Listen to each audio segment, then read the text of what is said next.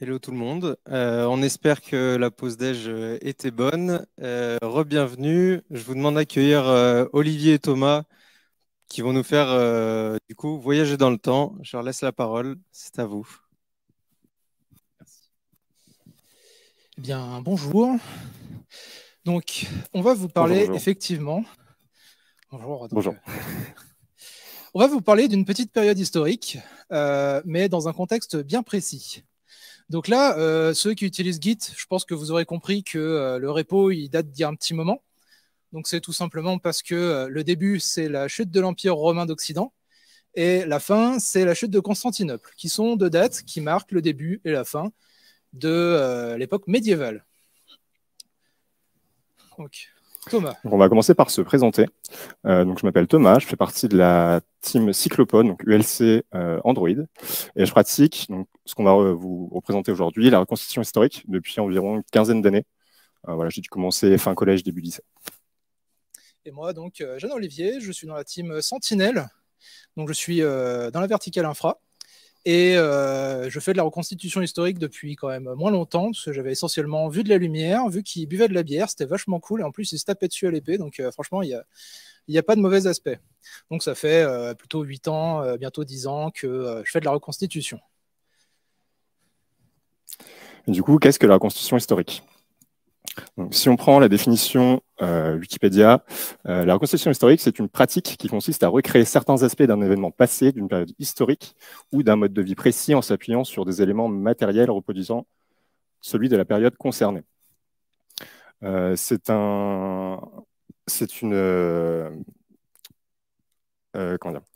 quelque chose qui a été créé plutôt par les Anglais dans les années 60 et qui est arrivé en France un peu plus tard. Ça fait environ à peu près une trentaine d'années que la reconstitution historique est représentée en France. C'est généralement pratiqué en France par des associations. Donc, on n'a pas de revenus. C'est les animations qu'on va pouvoir faire qui vont nous donner de l'argent pour pouvoir pratiquer cette activité. Alors qu'en Angleterre, c'est vraiment à un autre niveau. C'est-à-dire que les associations ont des revenus, des subventions qui tombent tous les ans, qui sont attribuées directement par la royauté. Donc, quelques images pour vous montrer ce qui existe en reconstitution. Donc, en haut à gauche, c'est notre association, la compagnie Excalibur qu'on va vous présenter après. Ensuite, vous allez avoir, donc c'est du XIe siècle. Vous allez avoir d'autres choses comme du gaulois sur la droite, tout à droite, des guerres modernes en bas, des guerres napoléoniennes, etc. Il y a vraiment toutes les époques qui sont reconstituées. J'ai même déjà vu la reconstitution congé payé. Des gens qui présentent comme on allait à la plage avec des maillots de bain en laine et tout. Mais il n'y a pas que du combat, là vous avez du militaire. On fait aussi beaucoup de civils, donc présentation d'activités, de savoir-faire oubliés ou peu connus. On présente aussi de la vie de camp. Là, ce que vous pouvez voir, c'est en haut à gauche, vous avez un atelier de réparation de flèches. On a des archers. Les flèches, ça casse. Donc, il y a souvent des ateliers de réparation de flèches. Au milieu, vous avez la broderie. À droite, le travail du cuir. En bas à droite, vous avez du textile. Au milieu, des épices qui nous servent pour tout ce qui va être médecine et cuisine. Et du coup, concrètement, qu'est-ce que c'est ? Parce que là, vous avez vu des belles photos, tout ça. Eh bien, concrètement, déjà, notre association, donc c'est la compagnie Excalibur Rhône.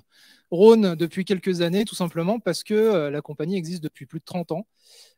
Donc, on a bientôt les 35 ans. Comme vous avez pu le voir précédemment, la reconstitution n'existait pas à l'époque. En fait, à l'époque, c'était essentiellement des gars avec des casques de moto qui voulaient se taper dessus comme des chevaliers parce que c'était rigolo et qui portaient des beaux costumes en satin qui ne dénoteraient pas dans le plus beau des GN plastiques que vous pourriez connaître. On verra ce que c'est un GN après. Et c'est pas de la reconstitution. Donc, sinon, on est à peu près 90 adhérents pour les plus grosses années.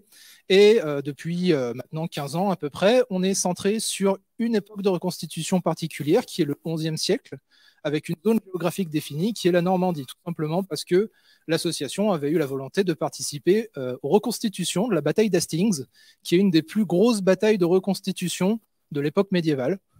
Il y en a également de très très grosses qui sont passées il y a quelques années avec, c'était quoi, combien d'années de la Révolution et des guerres napoléoniennes? Ça fait un petit moment quand même. Bicentenaire. Les bicentenaires, ou plus. Donc, que fait l'association en elle-même? Donc, nous, on fait de la reconstitution, on fait du partage en fait de notre connaissance, de nos passions, justement sur l'histoire.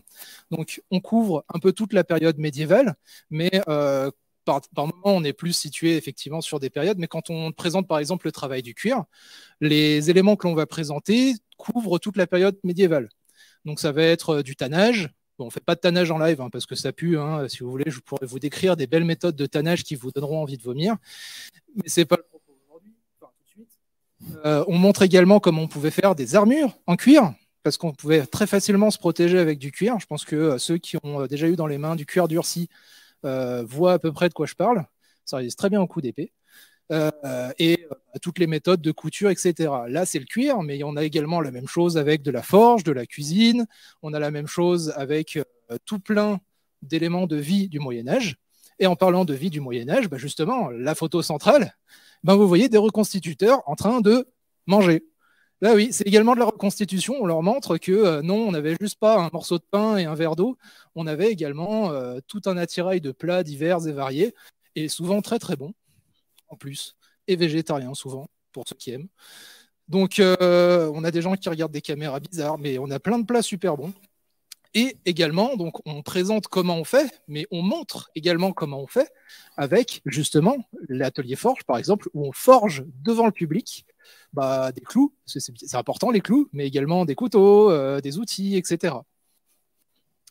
On n'a pas que ça également, on a donc le côté bataille. Donc tout à l'heure, je vous parlais de la bataille d'Hastings. Et on a deux photos, les deux photos du haut qui sont des photos de la bataille d'Hastings. Donc une avec de la piétaille, donc essentiellement des soldats de première ligne, qu'on voit assez riches parce qu'ils sont tous bien équipés avec plein de métal, comme moi là. Et à côté, du coup, tout plein d'archers qui, alors, ils tirent pour de vrai pendant les batailles, mais vous en faites pas, c'est pas des vraies flèches. Enfin, c'est des flèches bluntées. On meurt pas quand on s'en prend. Enfin, pas trop.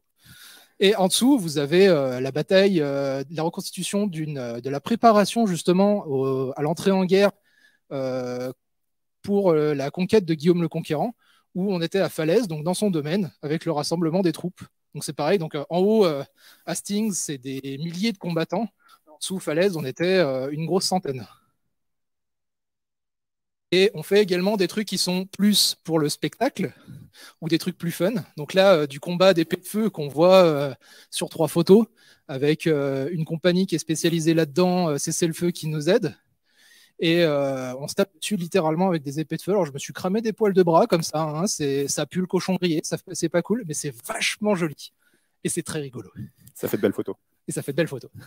On a également fait Mumu sur un char d'assaut, le Moraine de la Seconde Guerre mondiale, qui a lui-même son histoire, le char. On a fait Mumus dans des dracars vikings qui étaient sur une animation cet été, par exemple. Et encore une fois, sinon, on se met dans une tranchée Première Guerre mondiale lors d'une reconstitution multi-époque, et on fait Mumus aussi. Donc il y a plein de trucs rigolos qu'on peut faire lors de la reconstitution. Et du coup, on pourrait dire c'est un peu comme du gène, on fait Mumus comme ça, on se fait des scénarios, on se prend pour quelqu'un d'autre. Non, parce que déjà, on n'a pas d'armes en mousse, ou très très rarement, quand vraiment niveau sécurité, ça pourrait pas passer. On n'est qu'avec des armes en métal qui ne sont pas affûtées, mais des armes en métal. On se base forcément sur une période historique et sur normalement une géographie également, même ça, c'est plus contraignant. Alors que le GN, ça peut être du post-apo. Alors nous, on n'est pas encore en post-apo normalement, peut-être un jour bientôt. Et c'est pas d'univers fantasy. On n'a pas de trolls, même si des fois on troll un peu. Et on n'est pas des trolls. Et c'est pas non plus de l'archéo. On est un peu éloigné de l'archéo parce que l'archéo, c'est un domaine scientifique. Mais en plus de ça, souvent, c'est un domaine d'études, d'auteurs, c'est de l'argent qui est brassé officiel pour explorer justement les artefacts historiques. Nous, on est très rarement payés. Les personnes qui sont payées pour faire de la reconstitution, ça doit être une centaine en France, à tout casser. Donc, c'est des gens qui arrivent à en vivre. La plupart, c'est des bénévoles. On s'autorise également des raccourcis sur les éléments reconstitués. tout simplement parce que c'est plus simple. Genre, par exemple, Thomas, toi qui fais de la reconstitution, est-ce que tu as bien sûr tes sous-vêtements tout en lin, dont ton slip, etc. C'est plutôt du moderne, ce qui est en dessous. Ouais. Voilà. C'est plus confortable. Si on peut se passer de faire du tout historique et juste montrer l'historique, pour nous, c'est suffisant. Et là, pour l'exemple, par exemple, faire affiner du minerai de fer en lingot de fer, c'est une autre histoire quand même. Donc, on achète directement du fer tout fait ou on en récupère. On comble également les vides parce que le travail archéologique, lui, se base, ou le travail historique se base uniquement sur ce qui existait. Donc, s'ils n'ont pas trouvé d'artefacts qui correspondent, ils disent que ça n'existe pas. Nous, pour un côté usuel, on a besoin d'avoir certains outils, comme par exemple du cuir. Le cuir, par exemple, du XIe siècle, il n'y en a quasiment aucune trace. Et ben, on en utilise pourtant de partout parce que réellement, on en a besoin. On sait qu'ils ne pouvaient pas utiliser de tissu parce que ça leur coûtait trop cher. Le cuir était bon marché à l'époque. Donc, on comble un peu des vides. Donc, on fait une entorse aux règles scientifiques. Mais dans tous les cas, on a quand même cette démarche scientifique de se baser au maximum sur les données des historiens et des archéologues pour ne pas être faux. Alors, on se plante tous, hein, on est tous des bénévoles dans la reconstitution, donc des fois, on a des trucs qui sont faux. Mais quand on peut se corriger, on se corrige et on essaye de faire le plus juste possible.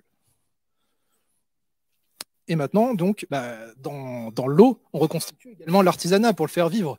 Parce que si on montre uniquement le résultat, c'est bien, mais ça n'apprend pas forcément grand-chose. Donc là, par exemple, moi, mon domaine, j'aime beaucoup la cuisine parce que j'aime bien manger. Alors, je peux vous assurer, il n'y a pas que le gambison et la maille qui font genre je suis gros. Je suis gros aussi, c'est pour ça. Mais la cuisine, ça va passer sur à la fois du politique, avec notamment les routes des épices qu'il pouvait y avoir au Moyen-Âge. Ça va être une partie des épices qui sont récupérées de la médecine quand ils ont arrêté d'escroquer les gens avec de la poudre de perlimpinpin, qui en fait avait du bon goût, donc on va la mettre dans la cuisine. C'est retrouver des recettes ou adapter des recettes par rapport à des bouquins qui sont plus du XIIIe et les remettre dans du XIe. C'est récupérer des recettes des fois de l'Antiquité pour la reprendre parce qu'ils avaient les mêmes ingrédients ou des ingrédients qui étaient faciles à trouver. C'est montrer également aux gens qu'on peut faire de la nourriture médiévale qui est bonne, encore une fois. On peut réellement faire de la nourriture médiévale qui a bon goût. Moi, j'en ai qui m'ont dit j'aimerais bien manger ça chez moi. Bah écoute, c'est juste du pain, des œufs et des herbes. Hein. C'est pas très compliqué. Et on fait également de la bière. La photo qui est sur la droite, c'est tout simplement de la fabrication de bière. Donc là, on était en train de rincer les drèches de la bière pour extraire le plus de sucre et avoir la bière la plus forte possible. Parce qu'on ne va pas se le cacher, elle n'est pas forcément très bonne. Donc plus il y a de l'alcool, mieux c'est. Ensuite, en notre artisanat qui est très largement représenté en reconstitution historique, on va avoir l'artisanat textile. Donc, l'artisanat textile, ça va être par exemple la broderie, comme vous pouvez voir sur votre gauche. On retrouve on a pas mal de sources de broderie, dont pour le XIe siècle, notre époque, la tapisserie de Bayeux, qui est une tapisserie qui raconte l'histoire de Guillaume le Conquérant et la conquête de l'Angleterre, qui a un point très particulier qu'on appelle le point de Bayeux, qui est un point de remplissage. Donc, on a les techniques, on sait en refaire. Par contre, comme pour le cuir, le textile, ça vieillit très mal. Voilà, c'est plus putrescible. On en retrouve très peu. Ce qu'on retrouve en général, c'est dans des tourbes ou des choses comme ça, ou vraiment des milieux qui ont permis la conservation du tissu très particulière. Du coup, on a très peu de sources de tuniques entières. On a des fragments de tissus qui existent, et avec ces fragments, les archéologues ont fait des études dessus pour savoir comment ils étaient fabriqués, quelle était la fibre, quels étaient les pigments qu'ils coloraient.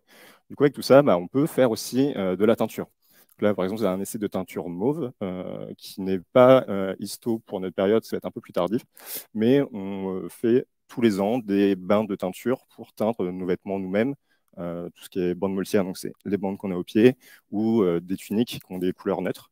On peut les passer dedans. Si vous avez des pelures d'oignon, vous gardez la pelure d'oignon, faites cuire ça un petit moment avec un peu de mordançage, vous mettez votre tissu dedans, ça fait un très beau orange. On sait faire plusieurs couleurs. Et ensuite, en dernier, vous avez la fabrication de galons, donc du tissage. Il y avait pas mal de tissage. On a des traces de galons. Donc c'est aussi ce que j'ai là en ceinture. Le problème, c'est que on ne sait pas vraiment comment il était utilisé. Là, je le porte en ceinture. Le pattern, pareil, n'est pas vraiment historique. C'est plutôt de la Turquie, ce pattern-là. On a quelques sources. Potentiellement, c'était plutôt attaché sur les costumes. Et encore, on ne sait même pas vraiment si le costume, c'était une pièce rajoutée ou si c'était la fin de votre tissu qui avait cette forme-là. En fait, quand on va venir faire le tissage, en bout de tissu, vous pouvez avoir certaines formes qui ressortent. Et peut-être que c'était juste ça qu'ils utilisaient pour faire joli. Ensuite, on va reparler de la forge, comme tout à l'heure. Donc, on vous a présenté une forge qui était en animation, mais on a aussi, on a la chance pour l'instant d'avoir un local sur Oulin où on a un atelier où on peut fabriquer plein de choses. Et on a, entre autres, une forge et plusieurs autres enclumes qui nous permettent de fabriquer divers objets plutôt petits, parce que fabriquer une épée, ça demande beaucoup de savoir-faire. On n'a plus de professionnels de la forge. On a eu à une époque des vrais forgerons qui étaient avec nous, qui ont pu nous transmettre certaines techniques.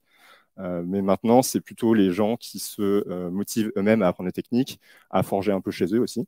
Et donc, on va pouvoir fabriquer. Donc là, vous voyez sur la droite, c'est une pointe de lance que j'ai réalisée l'hiver dernier, je pense. Au milieu, je pense qu'on est en train de fabriquer un pic à viande. Ça ressemble à ça. On forge aussi des couteaux. Tous les ans, on propose aux nouveaux arrivants dans l'association de venir tester la forge et de forger son propre couteau.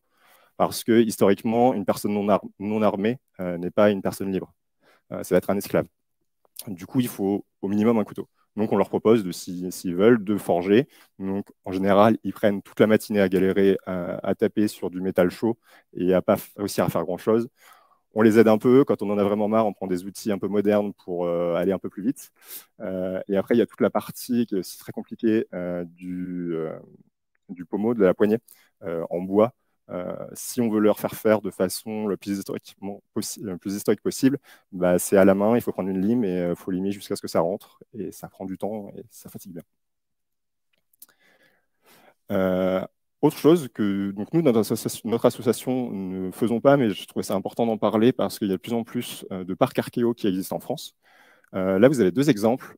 Le premier à droite, le plus connu, le château de Guédelon, qui est depuis plusieurs années en construction avec des méthodes historiques. Ils ont leur tailleur de pierre, ils ont leur forgeron, ils fabriquent eux-mêmes leurs échafaudages. La pierre vient de juste à côté, ils arrivent à la cheminée. Et construisent un château, il me semble, du XIIIe siècle, qu'on peut aller visiter. Et du coup, les gens vont venir vous expliquer quels sont les savoir-faire qu'ils vont utiliser pour fabriquer ce château. De l'autre côté, à gauche, c'est là où moi j'ai personnellement commencé la reconstitution historique. C'est un parc archéologique dans le nord de la France, dans l'Aisne, à Marle, qui reproduit un village mérovingien sur base de fouilles. C'est-à-dire que dans la région, il y a eu des fouilles à un moment à la construction d'une autoroute, et on a retrouvé deux nécropoles, donc deux cimetières, et un village entre les deux. Enfin, on n'a pas vraiment retrouvé un village, on a retrouvé des trous de poteaux. Du coup, bah, on a remis les poteaux à peu près où ils étaient, on les a retransmis sur un autre terrain, et on a construit des maisons au-dessus qui sont potentiellement historiques. C'est des méthodes qu'on connaît, qu'ils avaient à l'époque, etc. Mais on ne peut pas être sûr à 100% parce qu'on n'a vraiment aucune trace. C'est fait en torchis, c'est fait en bois, c'est fait en paille. Vous ne retrouvez rien. Ce qui fait qu'on va faire des essais qui recoupent un peu ce que disait Olivier tout à l'heure par rapport à l'archéologie. On va faire des essais, ce qu'on appelle l'archéologie expérimentale, pour voir ce qui fonctionne le mieux, ce qui fonctionne bien, ce qui ne fonctionne pas. Par exemple, au tout début du parc, on mettait les foyers du feu, enfin les feux à l'intérieur. Sauf que les toits sont en paille et on a laissé le feu sans surveillance. On ne sait pas ce qui s'est passé, mais la maison a pris feu. Du coup, depuis, bah, on évite de mettre le feu en plein milieu de la maison. Voilà, on a appris de nos erreurs. Et ensuite, dernier gros pendant de notre association, ça va être la reconstitution de combat. Donc, je vais vous présenter trois types différents. Le premier qui est l'AMHE, donc les arts martiaux historiques européens. Il me semble que dans Bedrock, il y a des gens qui le pratiquent. J'espère que je ne vais pas dire trop de bêtises. Mais globalement, c'est la reconstitution des mouvements, des gestes, de tout ce qu'il y a pu y avoir comme type de combat en Europe. Donc, ça va des gladiateurs au XIVe siècle, aux Vikings, à du combat à la baïonnette, à du combat avec des faux aussi. Il y a des traités qui existent. Et on va se baser surtout sur des traités pour les époques où il y en a. C'est pour ça qu'en général, c'est plutôt le bas Moyen-Âge qui est représenté parce qu'il y avait deux écoles germaniques et italiennes qui étaient en très gros essor et qui ont fait des manuels en fait, de combat. Donc, comme vous pouvez voir au milieu, avec un dessin qui représente une certaine technique et on essaye de le reproduire. C'est un sport qu'on peut pratiquer soit en tenue moderne, ce qui permet de faire certains coups qu'on ne peut pas pratiquer en tenue histo, parce que si en tenue histo, comme Olivier, vous faites une estoc au visage, bah, il est mort. Alors que là, il a un masque, ça va. On peut avoir mal à quelques cervicales, mais ça va à peu près tout. Et on utilise des simulateurs au niveau des épées. Ça va pas être des épées tranchantes. C'est soit en métal, mais souvent aussi en plastique. On a aussi du gladiature qui existe par une troupe qui s'appelle ACTA dans le sud de la France, qui est assez connue, qui fait de la médiation autour du gladiateur et qui déconstruit beaucoup de choses dont on pense exister, enfin, comment dire, que les gens pensent qui ont existé autour des gladiateurs dû à tous les films qu'il y a pu y avoir. Parce que les films et tout ce qui est livre, littérature, a beaucoup fait de mal à la vérité historique. Et ils ont un discours qui est très intéressant. Et si un jour vous avez l'occasion de les voir, allez-y. Ouais. Ensuite, très rapidement, le Béour, sûrement ce que vous avez déjà vu sur Internet, des vidéos de mecs en armure très gros, très balèzes qui vont venir se taper dessus. Globalement, la règle, c'est faire tomber l'autre. On évite certains coups au niveau du cou, au niveau de derrière les genoux, pour éviter de se faire trop mal. En général, ils se font quand même beaucoup mal. C'est des époques représentées un peu plus du bas Moyen-Âge, surtout pour avoir des grosses armures, en fait, parce qu'ils tapent vraiment très très fort. Et depuis plusieurs années, c'est plutôt les Ukrainiens, les Russes, les Serbo-Croates qui sont champions du monde. On se demande bien pourquoi. C'est eux qui ont inventé un peu le sport. Et pour finir, donc nous, ce qu'on fait, donc là, je vais vous parler surtout de la reconstitution en première partie de ce qu'on a au sein de notre association. Comme on vous l'a dit tout à l'heure, à la base, c'est des gens qui se tapaient dessus pour se faire plaisir. Ils faisaient beaucoup de spectacles, ils faisaient de l'escrime spectacle, ils allaient en compétition, etc. Donc on a gardé un peu cet ADN de base, qui n'est pas très reconstitution, mais qui fait des très beaux combats, en faisant du combat spectacle, qui nous permettent de faire des trucs chorégraphiés, de faire des trucs assez impressionnants. Comme par exemple ce magnifique saut pieds joints sur bouclier. Si vous faites ça sur quelqu'un qui n'attend pas du tout de se recevoir ça, il va se faire très mal, et vous certainement aussi. On peut aussi, grâce à ça, se battre en tenue assez légère sans se faire mal. On apprend une technique qui s'appelle la frappe confiance, où on donne l'intention, mais on ne va jamais toucher vraiment la personne. Et ensuite, on va avoir un autre type de combat qui est le plus représenté dans la reconstitution historique, qui est le combat à la touche, où là, on va vraiment prendre une arme et on va venir toucher. Donc on va être équipé comme Olivier, avec en dessous quelque chose de matelassé. On peut mettre des armures au-dessus, pas obligé, ça suffit, ce qu'on appelle le gambison. Et en fait, on va venir frapper à différents endroits. On a des zones de touche qui existent. Comme je vous l'ai dit tout à l'heure, si je vous fais une estoc à la tête, il ne va pas apprécier, donc on va éviter de faire tous les estocs à la tête. Les mains aussi, on va faire très attention. En général, vous allez voir les gens qui vont avoir des gants. On n'a pas de source historique qui avait des gants. Très certainement, ils se battaient plutôt main nue pour avoir la sensation de l'épée. Et de toute façon, dans toutes les traces archéo qu'on a retrouvées sur les tombes, les principales blessures ayant porté la mort, ça va être la main, le visage, les jambes.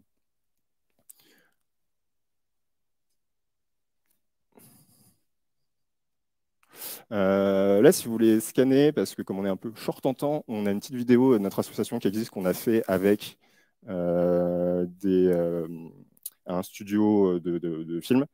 On les a aidés pour un tournage, du coup, ils nous ont fait un petit truc. Donc, si vous voulez avoir un peu plus d'informations sur l'association, sur les combats aussi, il y a des vidéos des combats qu'on n'a pas pu vous mettre là. Je vous laisse quelques secondes pour scanner ça. Sinon, je vous mettrai le lien YouTube sur Slack.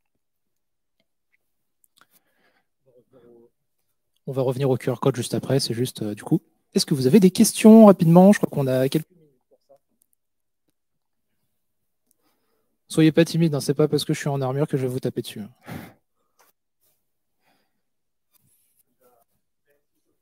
Attends. Est-ce qu'on m'entend? Oui, on m'entend. Déjà, merci Thomas, merci. Merci Olivier, voilà, pour votre talk, c'est formidable, c'est très intéressant. Vous n'êtes pas trop tapé dessus, donc c'est respectable. On n'a pas le droit. Vous n'avez pas le droit de vous taper dessus. On a demandé, on nous a dit non. Déjà, un tonnerre d'applaudissements pour vous deux.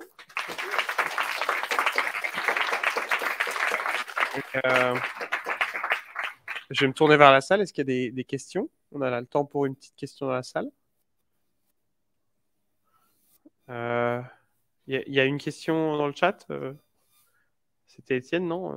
Ou c'était juste une question troll sur le char d'assaut qui était surprenant au milieu, qui était du 21e siècle, si on est d'accord? Oui. C'était un char d'assaut Seconde Guerre mondiale, Oui. qui a la particularité historique d'être du coup un char d'assaut américain, mais dont l'équipage, lors du débarquement en France, était entièrement français. D'accord. Et c'est un coup de bol en fait que ce char d'assaut a été retrouvé, puisque on pensait l'avoir perdu. En fait, les historiens savaient qu'il existait, et ils l'ont retrouvé dans une grange. Et il y a quelqu'un qui l'a retapé entièrement. Il est fonctionnel. Alors le moteur est plus d'origine, mais sinon ils avaient fait des tours. Pareil, j'ai une vidéo magnifique avec plein d'équipements Seconde Guerre mondiale qui tournent dans un champ, en train de le retourner complètement. D'ailleurs, le pauvre champ. Je vous montrerai s'il y en a qui demandent. Okay. Il y a une petite question qui est apparue dans le chat. Et là, vous n'avez pas trop chaud là ou... Alors, si. Un peu. Moi, ça va moins que lui. Alors, à savoir que cet équipement que je porte, c'est-à-dire un gant bison avec normalement, j'ai même des braies en laine, j'ai l'équipement en laine dessous, j'ai la cotte de maille à porter qui pèse jusqu'à, tout équipé avec le casque, le bouclier, l'épée, jusqu'à 30 kg. On s'en est déjà servi par des 40 degrés. Donc, on a fait des animations, il faisait 40 degrés, on était en plein champ, en plein soleil, en pleine après-midi, et on devait se taper dessus pendant une demi-heure. Donc, la chaleur, on a un peu l'habitude. C'est un peu sauna dedans. Il y a une question d'Hugo, et on terminera avec celle-là. Y a-t-il des négociations pour obtenir davantage de financement dans vos associations, ou à qui vous essayez de traiter pour vos financements? On n'a pas de financement externe. La façon on va avoir de gagner de l'argent, ça va être de faire des animations. En fait, on va vendre les différents ateliers qu'on vous a présentés tout à l'heure, tout ce qui est forge, on a du jeu aussi, etc. On va le vendre à un certain prix sur des prestations, que ce soit très historiques ou moins historiques. La dernière qu'on ait faite, c'est pour les Journées du patrimoine, par exemple, on était à Givors, donc sur la place du centre-ville. Donc, en cadre histo, on a vu mieux. Mais on a pu présenter du tir à l'arc, du combat, etc. Et c'est ce qui nous permet de gagner un peu d'argent. Et ensuite, on a des partenariats aussi qui peuvent arriver avec certaines communautés ou certains châteaux qui nous permettent d'avoir l'accès à certains lieux en échange de certaines animations qu'on peut leur faire. Et d'ailleurs, petit point, j'avais déjà mis sur Slack, mais on va se faire virer de notre local bientôt. Donc, on est à la recherche d'un local pouvant stocker beaucoup de matériel. Donc, si vous avez des petites pistes pour nous, n'hésitez pas à nous contacter. Eh bien, encore une fois, merci à vous deux. On va se laisser 2 minutes pour setup le prochain talk.